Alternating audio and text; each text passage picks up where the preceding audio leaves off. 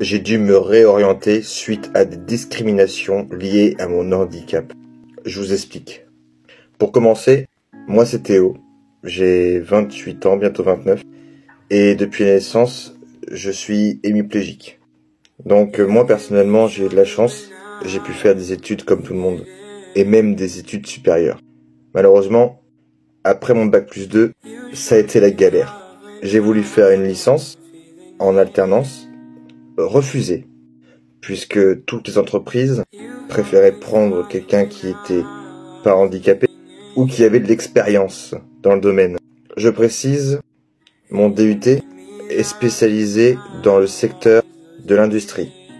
Bon, je me suis résigné et en parallèle, je cherchais du travail dans mon domaine, en tant que technicien.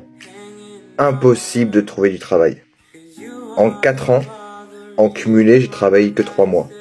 Vous trouvez ça peu, hein? C'est normal.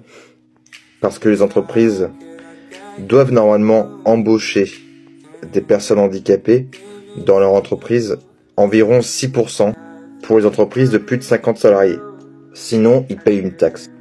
Mais, il y a 7 ans, 8 ans maintenant, ce genre d'entreprise, où je voulais postuler, préférait payer des taxes plutôt que embaucher quelqu'un qui était handicapé. Parce que c'était plus productif pour eux. Alors quand j'avais du travail dans mon domaine, on me proposait des contrats de 6 mois, j'étais content. En fait, c'était des contrats de 2 semaines. Et j'étais un peu considéré comme le larbin. Je devais donc faire 2 fois plus qu'une personne qui était valide pour pouvoir prouver ma valeur. À un moment donné, j'ai fait un premier burn-out parce que concrètement, travailler que 2 semaines ou 3 semaines chaque été et après le reste de l'année, rien faire, ça va 2 minutes. Et en plus, vu que je cumulais pas pour le chômage, je n'avais pas le droit au chômage.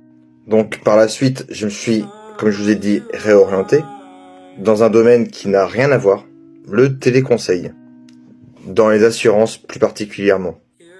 Et entre 2019 et maintenant, ça a totalement changé ma vie.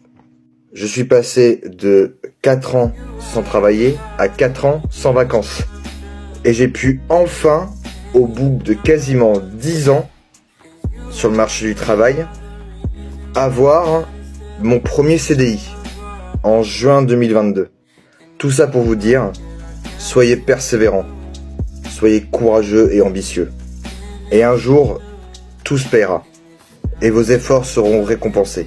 Cette histoire peut paraître triste, mais elle a été nécessaire à mon développement personnel. Merci beaucoup.